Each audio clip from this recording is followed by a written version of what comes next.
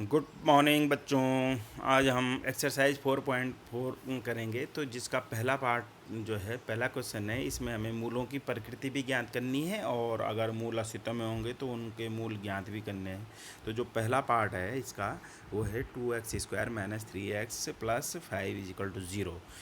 तो इसके लिए हमें विविध कर पर ए बी सी का मान रखने पड़ेंगे। तो ए बी सी के मान तब ज्ञात किए जा सकते हैं जब इस द्विघात समीकरण को हम A square plus B X plus C बराबर 0 से तुलना करेंगे, क्योंकि ये द्विघात समीकरण का मानक रूप है।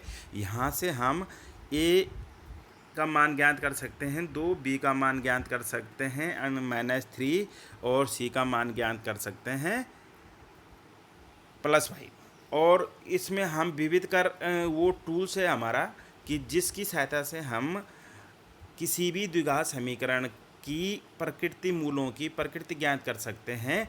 इसके लिए हम इस ए बी सी के मान विविध कर में रखेंगे। तो विविध कर जो हम जानते हैं वो है b² माइनस 4ac, और b की जगह -3 का वर्ग, -4 की जगह 4, a की जगह 2 और c की जगह 5।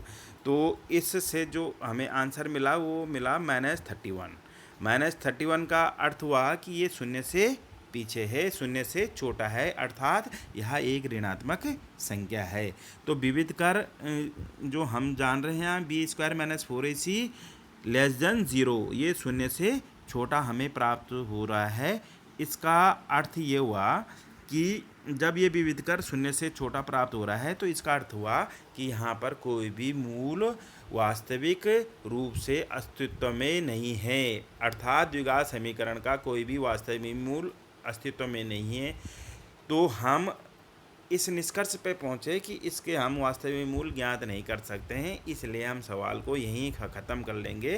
क्योंकि हम जब कोई भी मूल वास्तविक रूप से अस्तित्व में नहीं है तो मूल हम ज्ञात नहीं कर सकते हैं। तो ये केवल यहीं तक हम इस सवाल के आंसर तक पहुंच जाएंगे या उत्तर तक पहुंच जाएंगे। इसका जो दूसरा पार्ट है उसको देखिए आप कि ये जो द्विघात समीकरण है ये दे रखी है 3x² minus 4√3x plus 4 is equal to 0।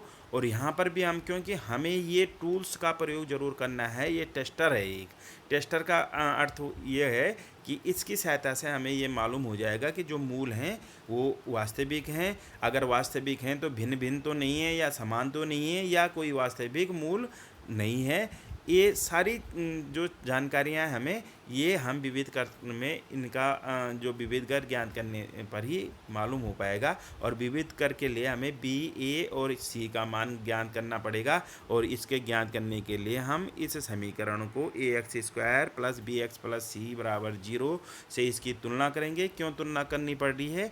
क्योंकि यहाँ से हमें a का मान, b का मान और c का मान प्राप्त होगा। और ax² plus bx plus C बराबर 0 ये द्विघात समीकरण का मानक रूप है। इसकी सहायता से हमें मालूम हो गया कि a का मान 3, b का मान -4√3 और c का मान 4 है। और विविध कर में जब हमने इसको रखा तो ये हो जाएगा -4√3 का वर्ग -4 × 3 × 4। और जब हमने -4√3 का वर्ग किया तो -4 का वर्ग 16 और वो √3 का जो स्क्वायर आएगा वो 3 आएगा, तो 16 × 3 और ये आ जाएगा 48 -48, और जिसका मान हमें प्राप्त हो गया 0।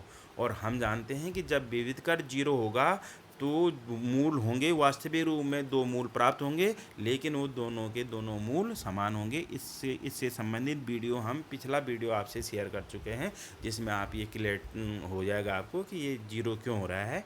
तो इसके बाद हम यहाँ इस निष्कर्ष पर पहुँच चुके हैं कि जो द्विघात समीकरण है उसके जो मूल हैं वो वास्तविक हैं और दोनों समान होंगे।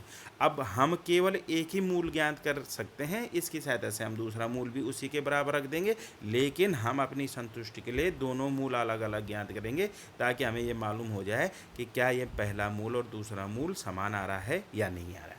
अब हम मूल ज्ञात करने के हमने 3 विधियाँ पढ़ी हैं। पहली विधि गुणनखंड विधि, दूसरी पूर्ण वर्ग बनाकर विधि और तीसरी विधि द्विघाती सूत्र। तो यहाँ पर हम द्विघाती सूत्र जो सबसे सरल विधि है द्विघाती सूत्र, इसकी सहायता से हम इसे हल करेंगे। तो द्विघाती सूत्र हमने जो हमें मालूम है कि द्विघाती सूत्र मतलब x बराबर minus b plus minus under root b square minus 4ac upon 2a। यहाँ प्लस माइनस से हमसे कि एक पहला मूल अगर हम प्लस चिन्ह का प्रयोग करेंगे, दूसरी बार में हम माइनस चिन्ह का प्रयोग करेंगे, तो दोनों मूल ज्ञात कर सकते हैं। तो जो इसकी सहायता से द्विघाती सूत्र की सहायता से जो पहला मूल ज्ञात किया हमने x बराबर minus b plus under root b square minus 4ac upon 2a, तो हमने माइनस की जगह माइनस और बी की जगह -4 अंडर रूट 3, एक माइनस बी के साथ का माइनस है और एक बी स्वयं -4 अंडर रूट 3 इसका मान है।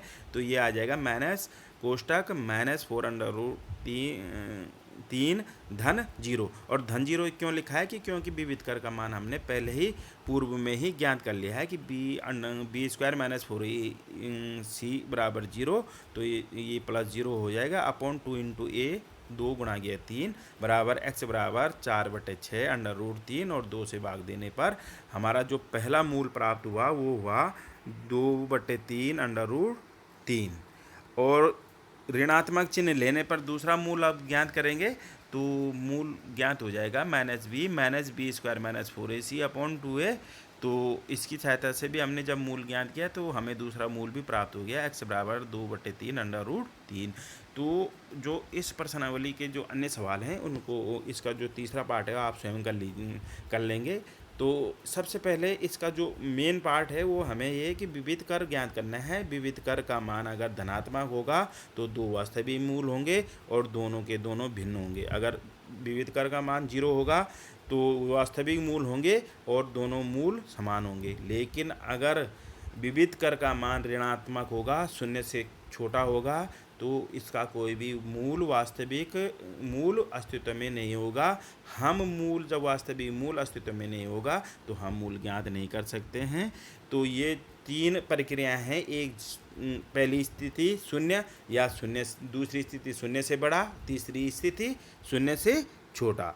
और अगर शून्य से बड़ा है तो धनात्मक, और धनात्मक में वास्तविक मूल होंगे और दोनों के दोनों भिन्न होंगे। अगर 0 है तो 0 में 2 वास्तविक मूल होंगे और दोनों के दोनों मूल बराबर होंगे। अगर ऋणात्मक होगा तो कोई भी मूल अस्तित्व में नहीं होगा।